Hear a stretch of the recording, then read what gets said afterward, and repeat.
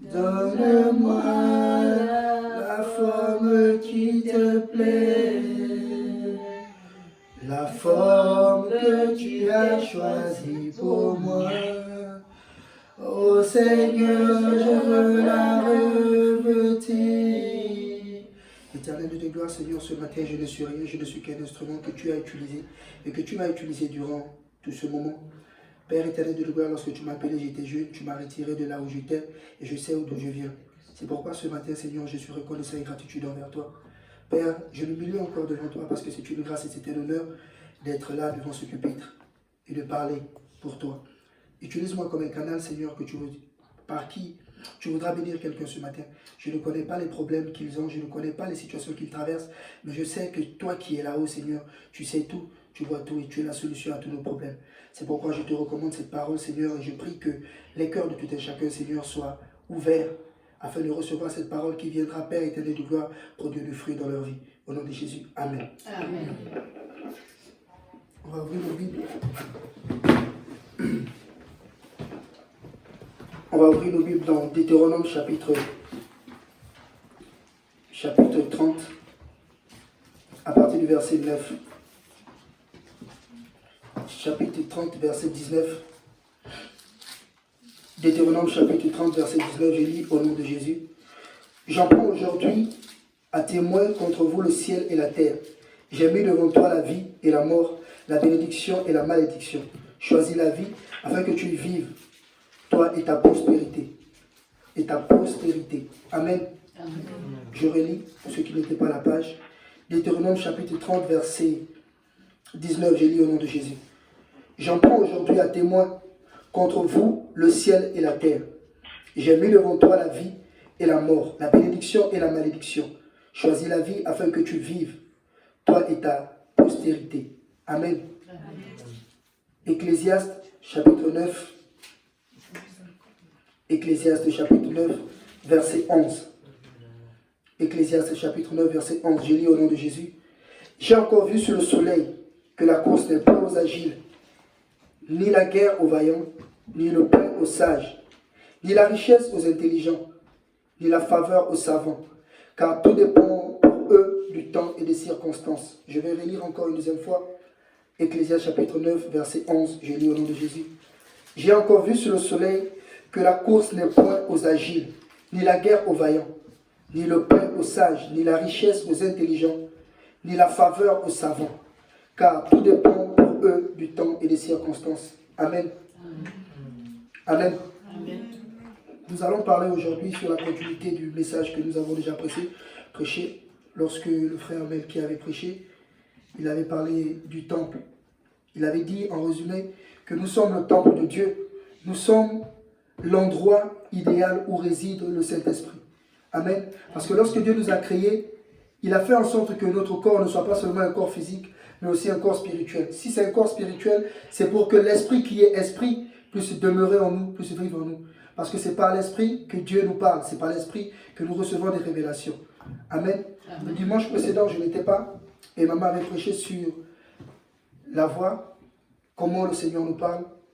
Et en résumé, on avait dit que le Seigneur nous parle de plusieurs manières. Nous pouvons recevoir des révélations, nous pouvons recevoir la visite de quelqu'un par qui nous recevons un message de la part de Dieu. Mais également, nous pouvons recevoir des songes. Et la Bible nous dit que beaucoup de prophètes ont été approchés par Dieu au travers des songes. Notamment le jeune Samuel, lorsqu'il était dans la maison de Élie, lorsqu'il écoutait la voix du Seigneur, il se disait que c'était Élie qui l'appelait. Et alors, à chaque fois, il se réveillait, il se demandait, mais Seigneur, est-ce que c'est toi qui m'as appelé? Élie lui disait non. Et lorsqu'il reviendra encore une fois, Élie aura la sagesse de dire non. Lorsque tu entendras encore la prochaine fois la voix de Dieu, dis, Seigneur, je suis ton serviteur, parle-moi. C'est pour dire que Dieu parle tantôt d'une manière, tantôt d'une autre. Amen. Et aujourd'hui, nous aurons la grâce de parler sur nos choix et le temps de Dieu. Le thème de ce matin, c'est nos choix et le temps de Dieu. Amen. Nos choix et le temps de Dieu. Nos choix et le temps de Dieu.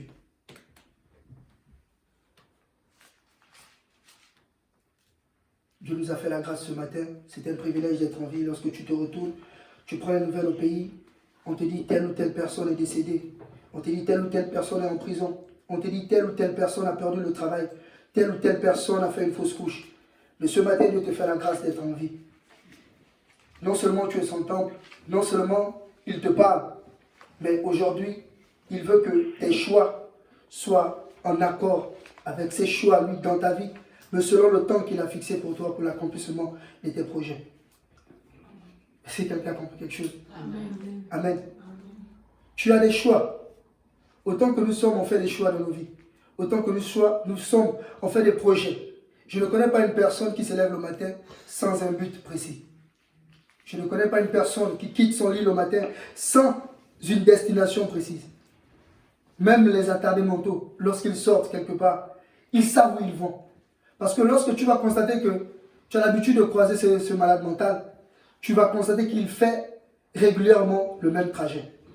Il fait régulièrement la même distance et il va régulièrement dans les mêmes endroits.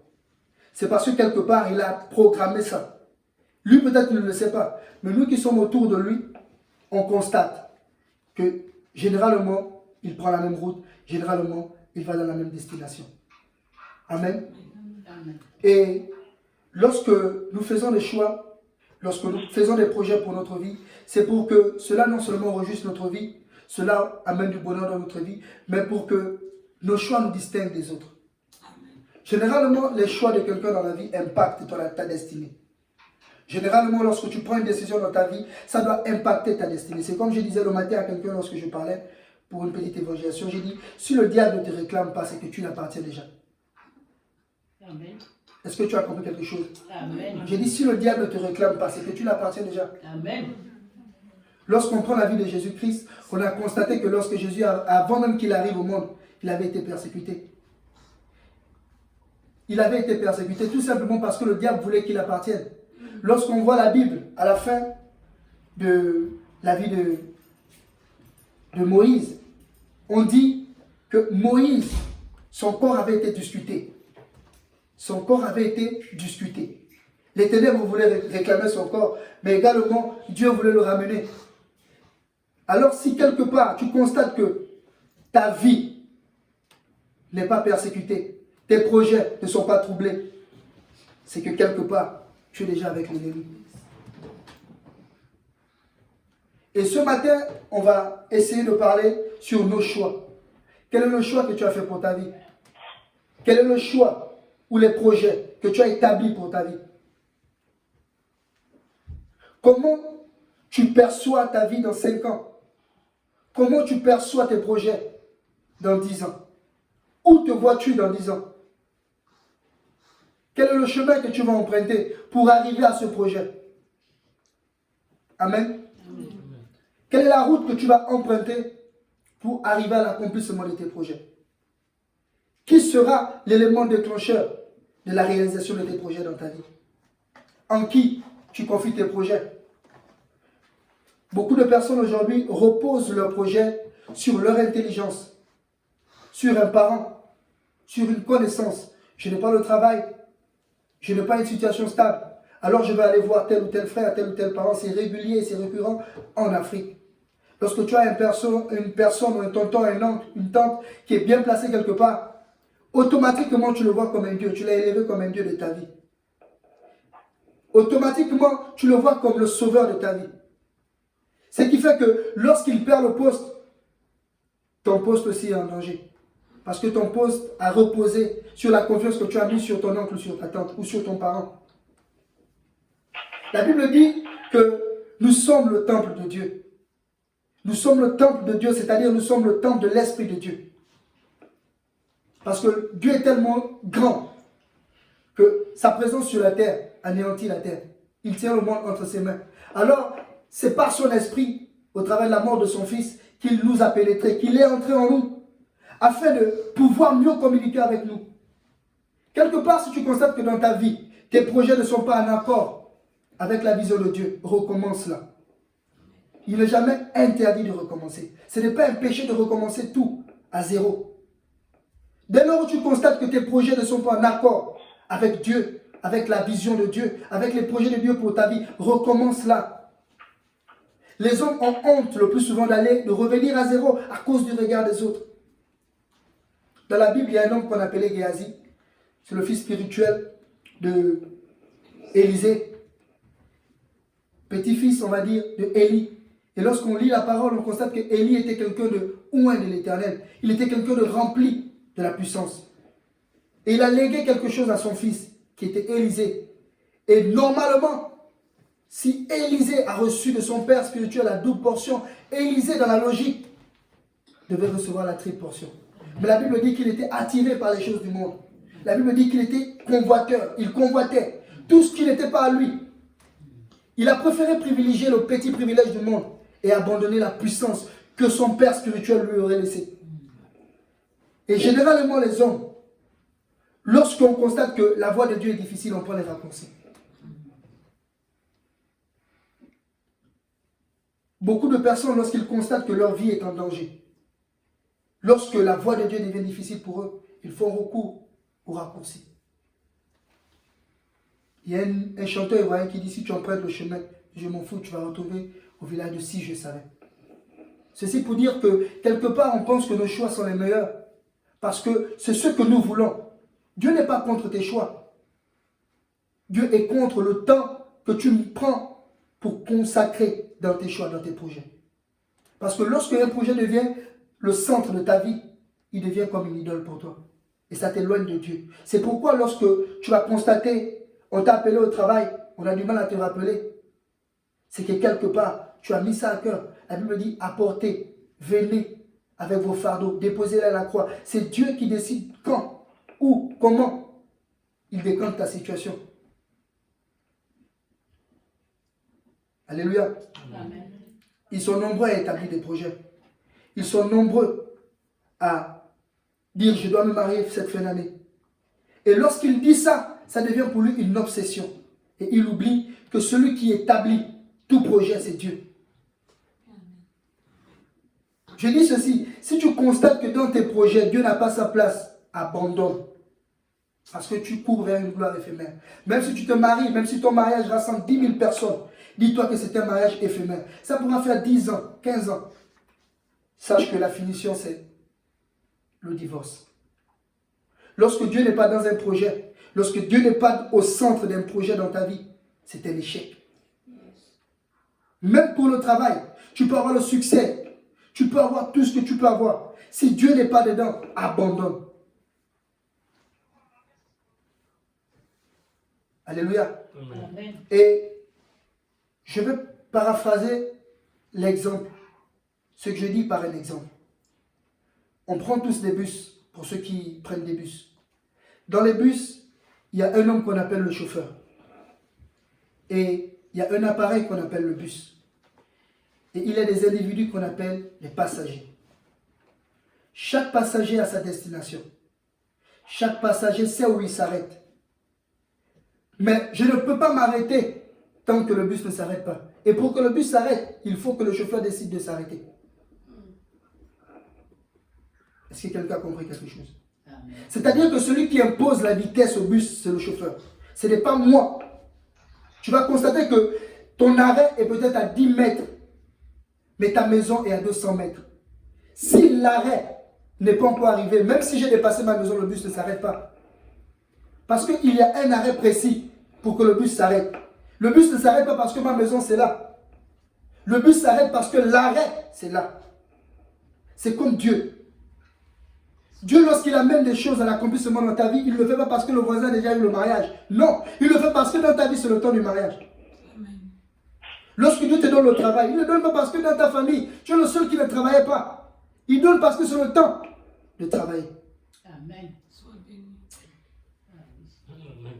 Amen. Amen. Il y a des gens qui comparent leur vie à la réussite des autres ou à l'échec des autres. Non, c'est un grand péché. Je ne vis pas parce que l'autre m'a donné. Je ne vis pas parce que l'autre m'a refusé. Je vis parce que Dieu a décidé que je vive. Et si Dieu a décidé que je vive, c'est parce que quelque part, il y a une bénédiction qui est prévue pour moi. Il y a un temps pour la vision et il y a un temps pour l'accomplissement de la vision. Amen. La Bible déclare qu'il y avait un homme qu'on appelait Abraham. Dieu lui a dit, qu'est-ce que tu vois? Regarde. Il a vu. Et lorsque Dieu va lui dire, je vais te donner ça, c'est ça ton héritage, il ne le croyait pas. La Bible ne lui dit pas concrètement qu'il ne croyait pas. Mais dans la conscience de l'homme, lorsque tu analyses, tu comprends automatiquement qu'il ne le croyait pas. Il dit, c'est quel homme qui va hériter comme génération du sable? Ta prospérité sera équivalente à des grains de sable, qui peut compter les grains de sable sur la terre. Mais aujourd'hui, nous sommes les descendants de la révélation que Dieu avait donnée à Abraham. Ta vie est un échec parce que tu reposes ta confiance sur ton intelligence et sur l'espoir que tu as placé dans la vie des autres. Le temps de Dieu est le meilleur. Il pourra prendre le temps qu'il voudra pour accomplir quelque chose dans ta vie. Tant que l'heure n'a pas sonné, Dieu ne déclenche rien. Dieu n'est pas quelqu'un qui fait parce que tu souffres.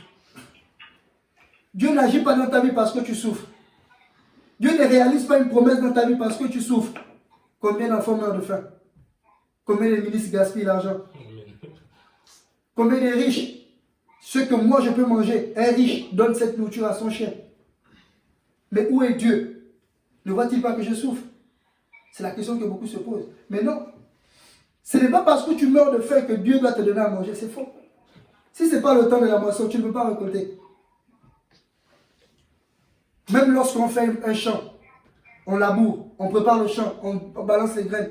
Même si tu as balancé les graines aujourd'hui, ça ne sert à rien d'aller regarder demain parce que le temps n'est pas venu pour récolter. Amen. Tu ne peux pas récolter quelque chose si ce n'est pas le temps de la récolte. Ce sera pour nous fou de penser qu'en été, il y a de l'hiver. Essaie un peu de regarder en toi. On te dit en été, il y a l'hiver. Nous sommes en été, en plein été. Mais il y a l'hiver, la neige tombe.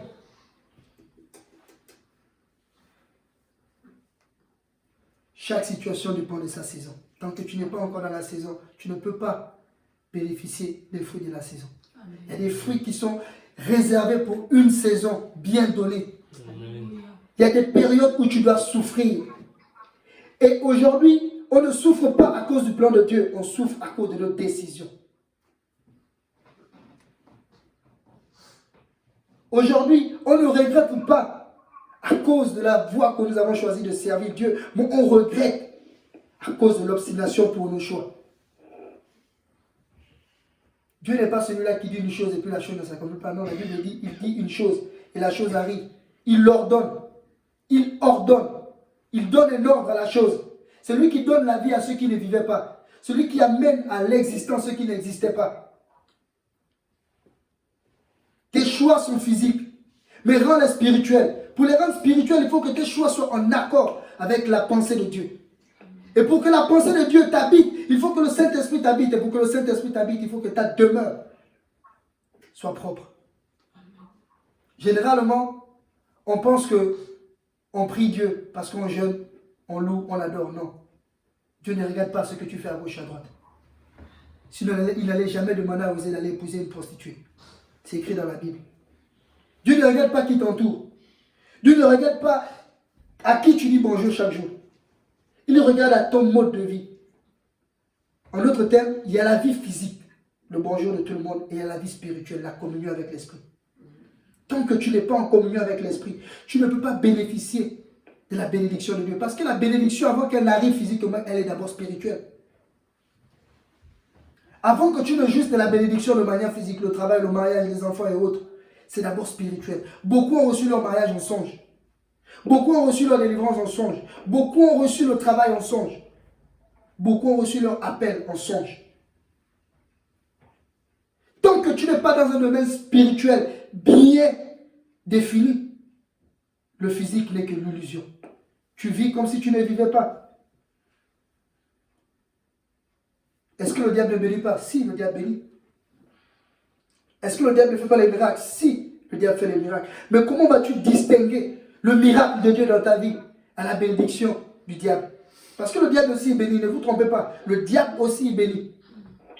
Mais comment faire la distinction entre ce qui vient de Dieu et ce qui vient du diable? C'est l'esprit qui te convainc. C'est l'esprit qui te dit ça c'est de Dieu. C'est l'esprit qui te rassure que c'est Dieu qui te l'a donné. Parce que même lorsque nous recevons de la part de Dieu, il y a un doute en nous. Est-ce que c'est vraiment Dieu? Ah, j'ai déposé mon dossier hier. Mais comment se fait-il qu'aujourd'hui on m'appelle alors qu'ils m'ont dit qu'on est à 3000 pour postuler. Tu ne crois pas. Mais celui qui te convainc, c'est l'esprit. Et pour que l'esprit soit en accord avec toi, il faut que là où il habite soit propre. Donc on revient encore sur le message de frère Malky lorsqu'il disait « Nous sommes la demeure du Saint-Esprit ». La Bible dit que le Saint-Esprit ne demeure pas dans un endroit sale. Le sale, ce n'est pas physique. Le sale, c'est spirituel. Et qui dit spirituel parle de souillure.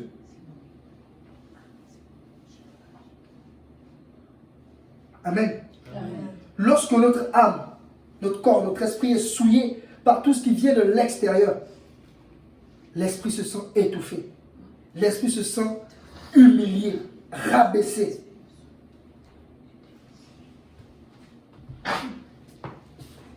C'est comme un téléphone portable. Un téléphone qui n'a pas de réseau ne peut pas communiquer. Un téléphone qui n'a pas Internet ne peut pas aller dans des applications. En un mot, un téléphone sans crédit, tu ne peux appeler personne. C'est comme le corps de l'homme. Si l'esprit est endormi, il n'y a aucune connexion avec Dieu. Tu ne regardes pas ta qualité de louer, à ta qualité d'adorer, à ta qualité de faire les dons. Parce que même les plus riches du monde font les dons. Tu regardes dans le monde qui, aujourd'hui, là, qui fait plus de dons que les autres, on va te dire c'est les milliardaires. Mais regarde leur vie. Est-ce qu'elle est en accord avec la vie que Dieu nous demande de vivre? C'est vrai que c'est difficile. On a chanté tout à l'heure, Rabbi, fais ta volonté. C'est vrai que la volonté de Dieu est difficile. Mais pour que tes choix soient en accord avec Dieu, il faut accepter la volonté de Dieu. Jésus est le Fils unique de Dieu. Son sang. Mais Dieu ne l'a pas épargné. Dieu ne l'a pas épargné de la souffrance. Dieu n'a pas enlevé Jésus pour dire non, demain tu vas mourir, viens, je te fais monter. Non. Parce que selon le plan de Dieu, pour que le nom de Jésus-Christ soit aujourd'hui le nom au-dessus de tous les noms, que par son nom nous puissions guérir, il a fallu qu'il passe par là. Il a fallu qu'on le frappe, il a fallu qu'on le crucifie, qu'on l'humilie en un mot. Tu veux réussir sans te faire humilier. Tu veux réussir, tu veux parvenir sans que les collègues ne soient jaloux de toi. Tu veux triompher sans sueur, ça n'existe pas. Dieu ne dit pas que tes choix sont mauvais. Pour te faire plaisir, Dieu peut réaliser certains de tes choix. Est-ce qu'on est d'accord? Amen. La Bible nous parle de Joseph. La Bible dit que Dieu lui avait demandé d'aller à Ninive. Et quel était le choix de Jonas? Jonas n'était pas d'accord, il ne voulait pas. Et il était englouti par le poisson. Vous pensez que si Dieu ne voulait pas que... Si Dieu se fiait à la désobéissance, Dieu l'aurait tué? Mais Dieu lui donne une seconde chance. Reviens. Et par le biais d'un poisson, Dieu sauve sa vie. Dieu n'est pas contre tes choix. Mais lorsque tes choix ne sont pas bons, il te ramène à la raison. Dieu n'est pas contre ton mariage. Tu peux te marier avant le temps de Dieu. Ça, c'est toi, il te fait plaisir parce que c'est un honneur. Dieu n'est pas contre le fait que tu puisses avoir des enfants. Pour la petite histoire, je disais souvent aux gens, ne vous plaignez pas quand les femmes disent je ne peux pas venir dans ta maison si tu n'as rien. C'est vrai. Si tu n'as rien, tu ne peux pas épouser une femme. C'est écrit dans la Bible. Lisons Genèse chapitre 1. La Bible dit, avant que Dieu ne donne Ève à Adam, il a conçu l'environnement d'Adam pour ne pas que Ève vienne souffrir. C'est faux. J'ai lu ça hier, j'ai compris, j'ai dit, ah, parfois quand tu dragues une fille, ou tu demandes une fille en mariage, quand elle regarde, tu n'as pas la maison, elle ne te calcule même pas. Ne dis pas que je suis une matérialiste. Parce que la femme ne vient pas chez l'homme pour souffrir. Non seulement elle vient pour épauler l'homme, non seulement elle vient aussi pour aider l'homme, non seulement elle vient pour être un appui pour l'homme, mais tant qu'elle ne se sent pas à l'aise dans son environnement, elle ne peut rien faire. Dieu a demandé à l'homme ou à la femme de travailler. Parce qu'il a construit le jardin. Il a demandé à l'homme de travailler. C'est pour te dire que pour que tes choix arrivent à destination, il faut que l'environnement soit propice. pour que ta bénédiction, en d'autres termes, arrive à destination, il faut que l'environnement soit agréable. Tu ne peux pas recevoir un enfant dans la maison de ta mère étant un enfant. Tu es un enfant qui fait un enfant dans la maison de sa maman. Ça n'a pas de sens. Parce que ton enfant verra comment on va t'humilier. Si c'est ton tour de laver les assiettes, ta mère ne va pas s'empêcher de dire que vas-y laver les assiettes. C'est ton tour. À cause de ça, la petite histoire, à cause de ça, ma grande soeur est sortie de la maison. Amen. J'ai dit, mais ne t'étonne pas que ton enfant va qu'on crie sur toi. Tu es chez maman.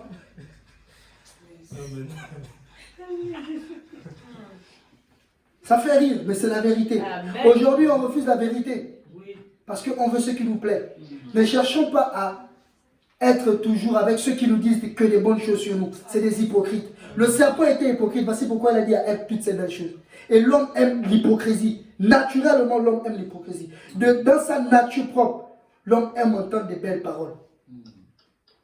Le jour où tu dis, ah, mon ami, je sens plus trop que aller en boîte là, c'est encore une bonne vie, hein, man. Il dit, non, un jour, arrête, tout le monde n'est plus ami. Pourquoi? Parce que la Bible dit, vous allez connaître la vérité. Avant que tu ne sois libre de ton péché, libéré de ton péché, libéré des chaînes, il faut d'abord que la vérité que tu as connue puisse t'affranchir. C'est-à-dire que tu dois être au contact de la vérité. Et lorsque tu connais la vérité, tu sais que voler c'est un péché. Tu sais qu'aller en boîte de nuit c'est un péché. Tu sais que faire telle ou telle chose c'est un péché. Notre corps ne nous appartient pas. Amen. Je n'ai rien contre les gens qui mettent des tatouages. J'ai dit, moi, je ne veux pas mettre des tatouages. Lorsque j'ai compris que mon corps était le temple de Dieu, il y a des choses que je me suis dit, je ne vais jamais faire dans ma vie. Amen. Les piercings, les tatouages, les tresses, tout ça, je n'ai jamais fait ça de ma vie. Parce que j'ai dit, ouais, Dieu m'a appelé très tôt, très jeune, très petit. J'ai parlé avec maman la dernière fois. J'ai dit, très jeune. J'avais 3 ans lorsque j'ai fait mon premier rêve, où j'ai vu l'esprit. La première fois. Et quand j'ai raconté ça, les gens ne comprenaient pas. Et je le faisais pendant une semaine. Et lorsque j'ai rencontré un prophète, il m'a dit, donc c'était un prêtre à l'époque, lui aussi ne comprenait pas, mais il m'avait parlé de la parole de Samuel. Il m'a dit, lorsque tu vois ça, il faut prier. Et j'ai commencé à prier pour la première fois, j'avais 3 ans. C'est pour dire que Dieu ne regarde pas à qui tu es ou à ce que tu as. Il regarde à ce que tu peux être pour lui. Dieu utilise chacun de nous comme un instrument. Pour sortir de la drogue, on a créé ce qu'on appelle des maisons de désintox. Et pour sortir du péché, Dieu a créé ce qu'on appelle des évangélistes. Nous sommes des évangélistes pour ceux qui sont dans le monde. Parce qu'ils ont fait des choix qui leur ont amené à là où ils sont aujourd'hui. Ils ont pris des décisions qui leur ont amené à ce qu'ils sont devenus aujourd'hui. Tu vas constater qu'il y avait un millionnaire qui est resté dans ton quartier. Aujourd'hui, c'est le plus pauvre du quartier. Pourquoi? Parce que les choix qui l'ont amené à être millionnaire n'ont pas été en accord avec la décision de Dieu. Alléluia. Amen. Ne soyons pas avides de pouvoir. Ne soyons pas des convoiteurs. Ne soyons pas des gens qui cherchent à tout prix à rentrer dans la gloire. À Dieu seul la gloire. Et si nous sommes enfants de Dieu, nous sommes à l'image de Dieu, alors nous bénéficions de la gloire. Pas pour nous, mais pour Dieu. Parce que la Bible dit, la gloire revient à Dieu. Même lorsque tu as le travail, c'est ton propre travail que Dieu t'a donné. Mais le travail revient à Dieu. Parce que c'est un triomphe.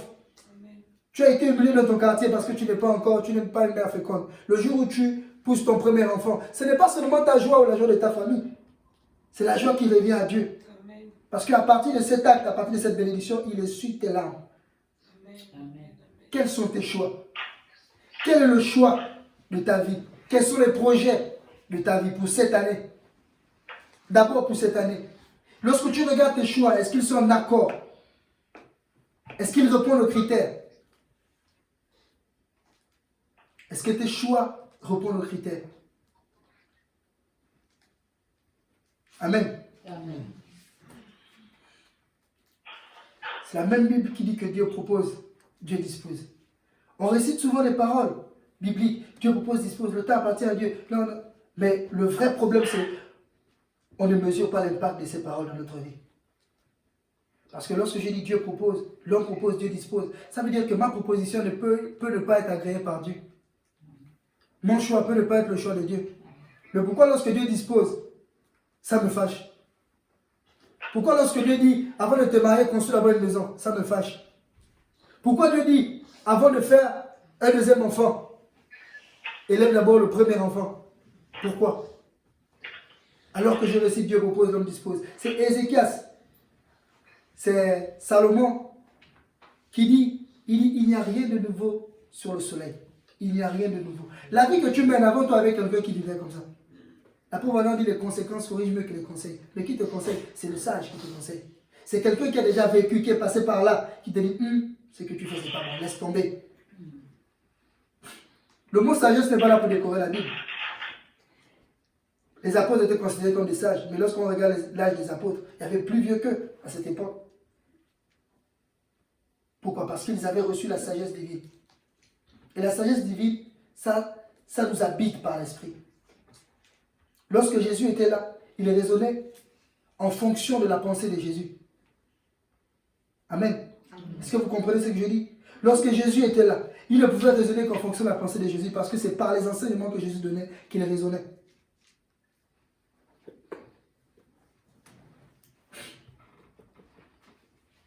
Et lorsque Jésus est parti, ils ont raisonné maintenant en fonction de l'Esprit de Dieu. Parce que malgré l'absence de Jésus, l'Esprit était là pour représenter Jésus. On ne le voyait peut-être pas, mais on le ressentait. La pauvre venait dans la chambre haute. Ils ont parlé en d'autres langues. Ceux qui étaient dehors ont dit, ouais, mais on écoute ce qu'ils disent. Ils parlent en telle langue, mais on écoute ce qu'ils disent. Ils parlent en fort, on écoute le fort, ils parlent en telle. Alors que tous ceux qui étaient dehors n'étaient pas forcément d'une même tribu, n'étaient pas forcément d'une même origine. Mais ils écoutaient. Amen. Amen. Ne soyons pas des Judas lorsque Jésus est au milieu de nous. On connaît comment Judas a terminé. C'est-à-dire que Judas voulait être l'ami de Jésus. Il voulait être le compagnon de Jésus, pardon, mais il ne voulait pas être l'ami de Jésus. Parce qu'il y avait des compagnons, il y avait des amis. Un compagnon, ce n'est pas forcément quelqu'un qui connaît ton intimité, mais ton ami connaît ton intimité. La pauvre année, lorsque tu décoches le travail, parfois tu n'appelles même pas à la maison. Ou lorsque tu as le bac, je me souviens, c'est d'abord les amis. Parce que je voulais leur dire que oui, moi aussi j'ai eu le bac.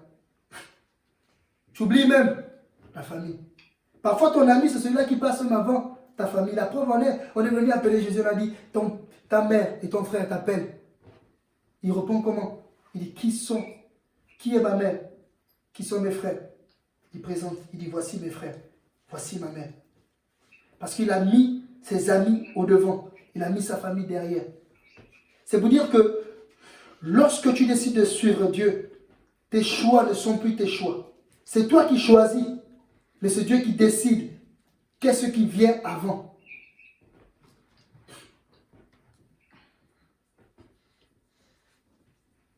Amen. Dieu décide ce qui doit venir avant. Dieu décide ce qui doit venir après. Dieu décide même ce que tu dois retrancher de ta vie. Il y a des amitiés que Dieu ne veut plus.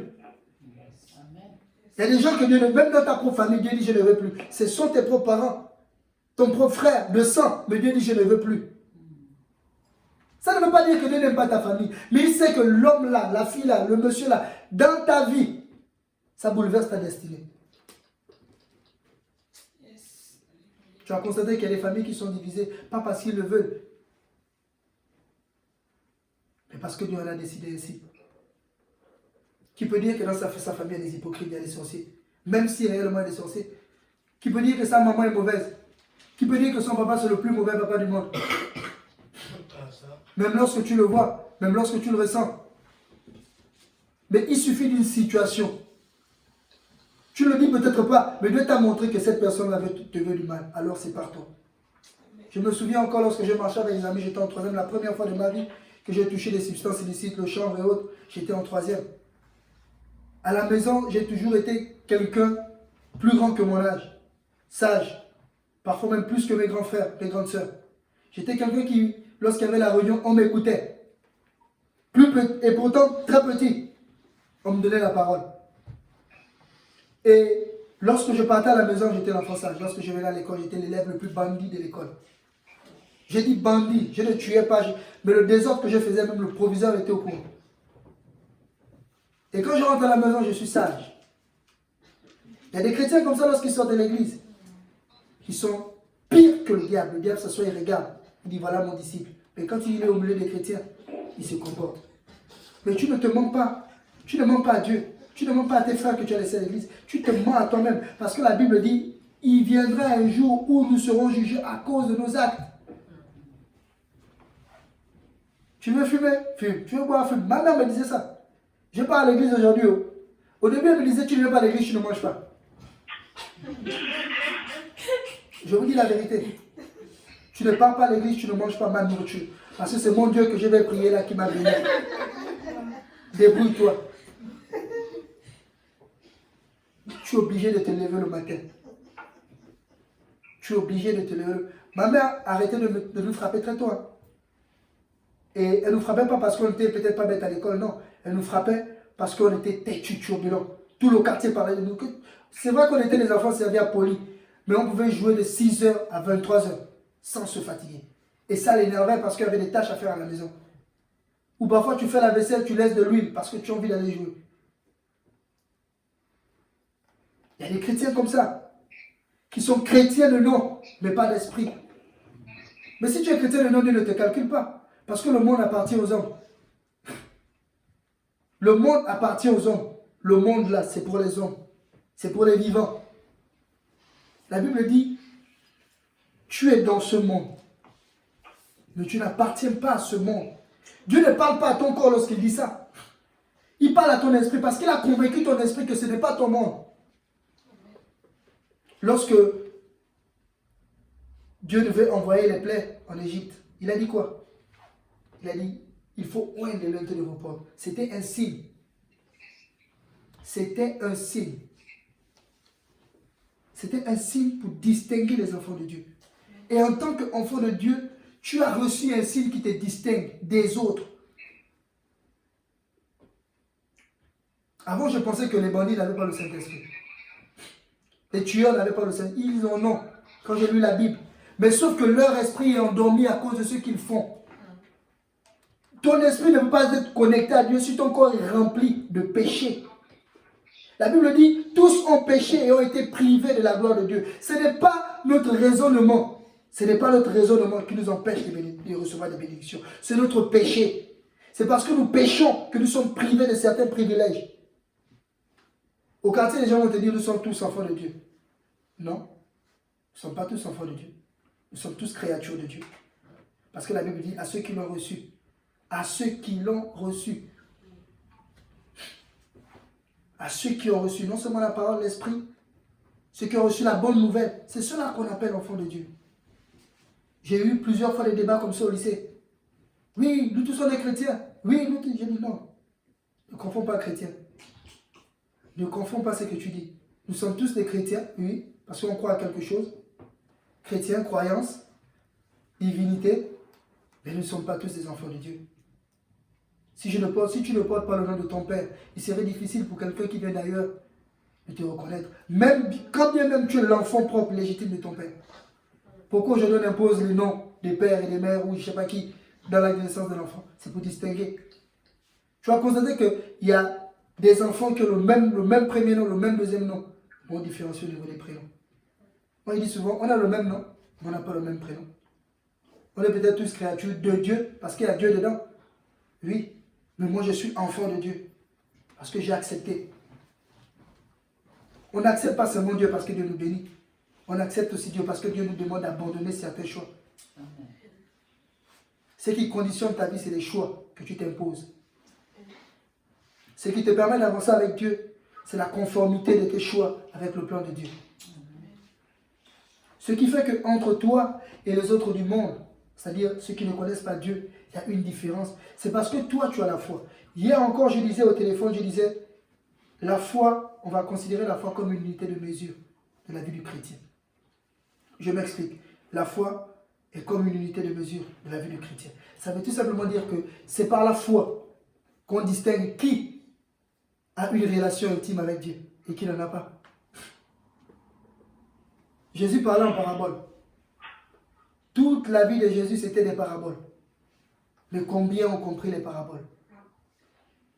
Ceux qui ont compris les paraboles, c'est ceux qui étaient connectés. Et si c'était connecté, c'est parce qu'ils ont la foi. Combien ont lapidé Jésus depuis sa venue sur terre? C'est un marabout, c'est un charlatan, c'est un magicien. Mais ceux qui étaient avec eux savaient que lui, c'est le Fils de Dieu. Et s'ils savaient que c'était le Fils de Dieu, parce qu'ils avaient la foi. Et c'est la foi qui les distinguait des autres. La Bible dit il y avait des pharisiens, des scribes, des prêtres de la parole. C'est écrit dans cette parole que le Fils de Dieu viendra, fera ceci, fera cela, il sera enlevé comme ça. Même ceux qui avaient la Bible tous les jours n'arrivaient pas à interpréter. Pour eux, ils étaient convaincus que c'était Élie. Pour eux, ils étaient convaincus qu'après Moïse, Élie, il ne pouvait plus avoir un autre prophète aussi puissant. Mais ils oublient que même Élie, lors de son passage, il a parlé de Jésus. Ils oublient que même Moïse, lors de son passage, il a parlé de Jésus en parabole. Avant Jésus, il y a eu des prophètes. Combien de prophètes ont impacté le monde? Combien le nom de prophètes aujourd'hui soignent avec le nom de prophète? Combien guérit? Combien ont guéri? De personnes. Tout simplement parce qu'ils n'ont pas la foi. Tout simplement parce qu'ils ne croient pas. Des gens aujourd'hui jugent leur relation avec Dieu à cause de la foi qu'ils ont placée aux hommes. C'est-à-dire que comme mon oncle ne m'a pas placé, je ne crois pas que Dieu est capable de faire. On dit Dieu, est-ce que Dieu est capable de faire? Ah, Dieu là. Stérile pendant 35 ans. Ah, je ne crois pas quand même. Le ganga, je suis allé voir, il n'a pas fait. Le marabout, non, la médecine. Et on oublie Dieu. Dieu devient pour nous une option, pas une priorité. Ça devient une option. Lorsque dans ta vie, tu constates que Dieu devient une option. C'est-à-dire que c'est ton second choix. Ou même parfois ton quatrième, ton cinquième choix.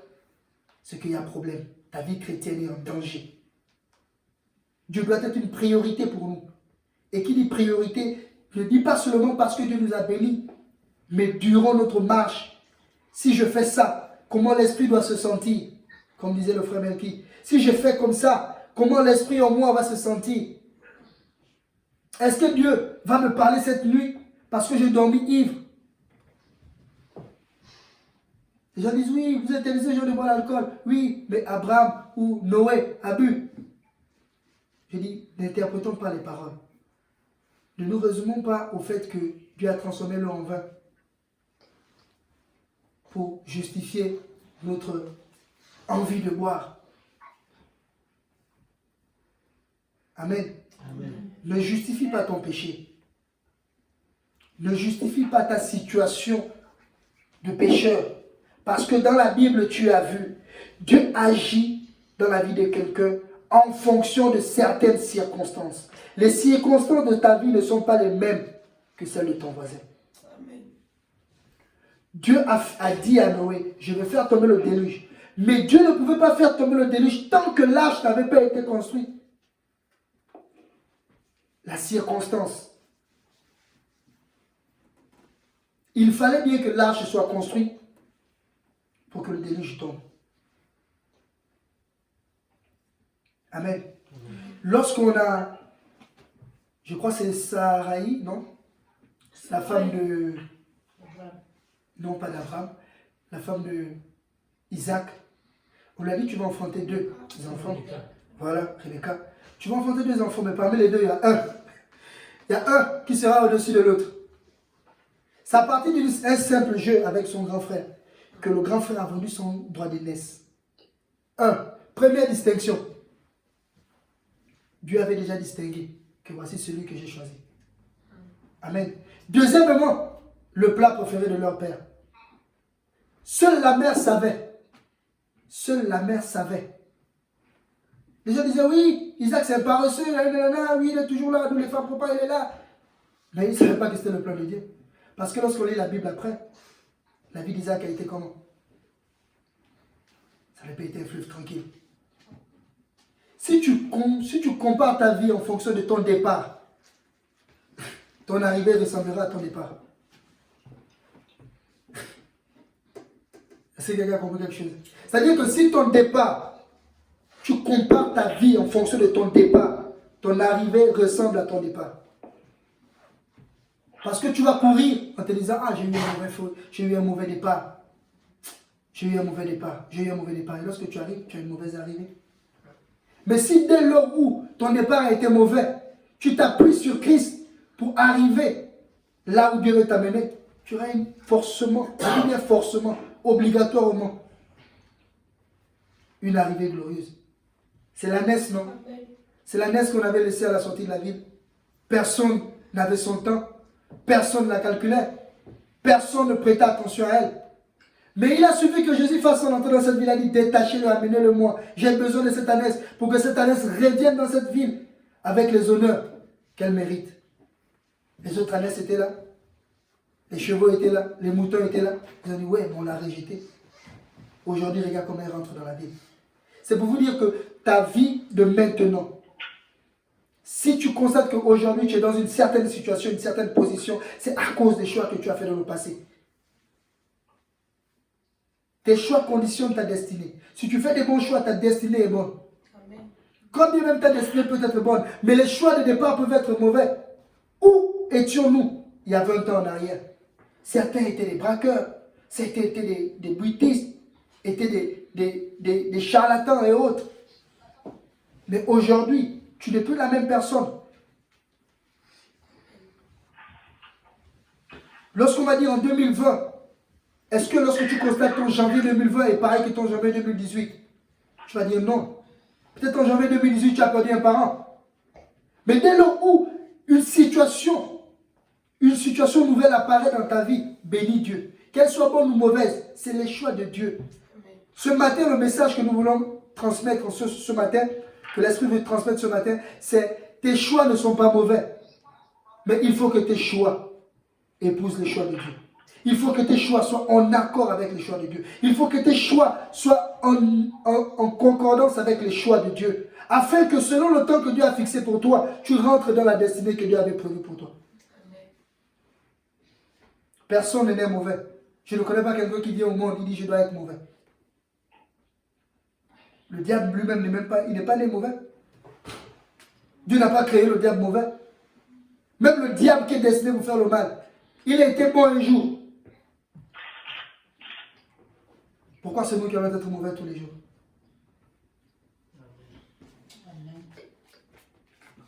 Le diable, lorsqu'on dit c'est quoi le mal? Le diable. Tu as demandé à un enfant c'est quoi le diable? C'est celui qui fait le mal. Mais il ne sait même pas que le diable dont il est en train de parler là, c'est quelqu'un qui était gardien de la gloire de Dieu. Il était là. La pauvre année, il rentre au paradis comme il veut. Il dit, regarde Job, fais comme ça. Job là-bas.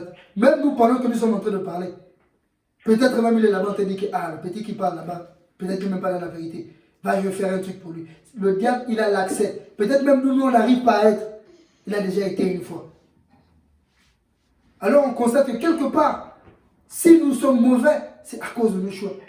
Il y a des femmes aujourd'hui, elles n'arrivent plus à se remettre en couple ou à se marier à cause de sa précédente relation. Ça n'a rien à y voir. La Bible dit, nous sommes des nouvelles personnes, des nouvelles créatures. Alors si nous avons épousé Christ aujourd'hui, si Christ nous a épousés, si nous sommes épouses de Christ, c'est que quelque part, nous avons un nouveau mariage, nous avons un nouveau nom, nous avons un nouveau foyer. Dieu dira, sortez de Sodome et Gomorrhe, mais ne regardez pas derrière. Le choix de Dieu était qu'ils avancent. Mais la femme de Lot, par convoitise, par regret, je pars, j'ai laissé les biens.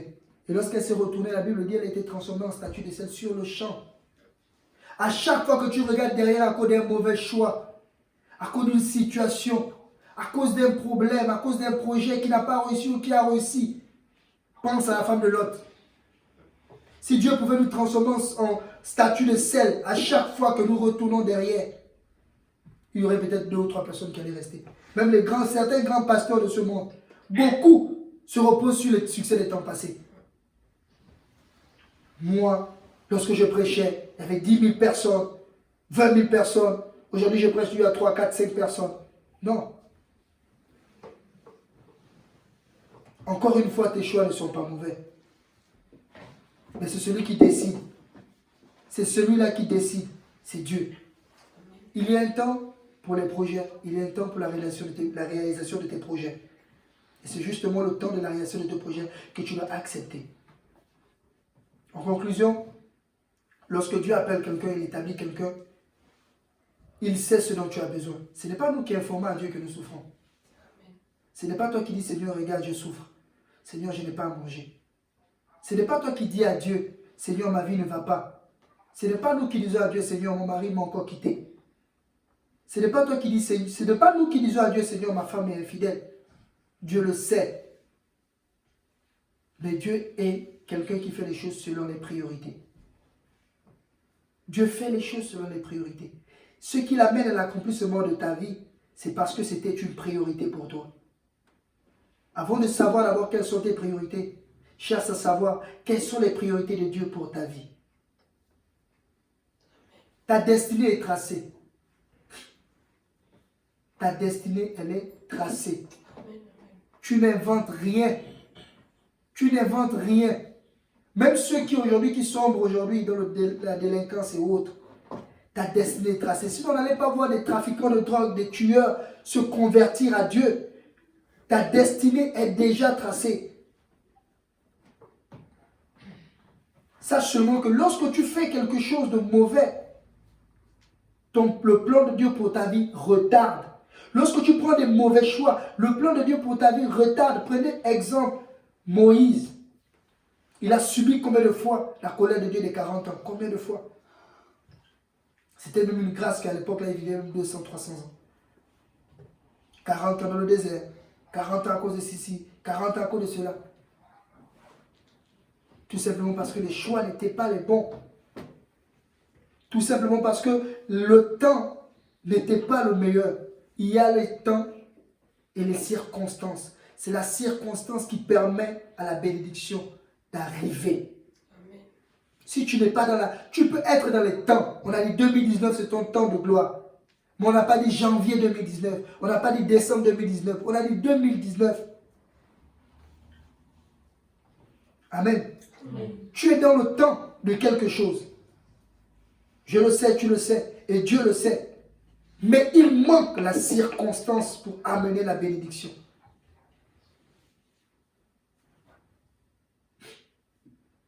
Amen. Amen. Amen. Amen. Amen. Que Dieu bénisse sa parole. Amen.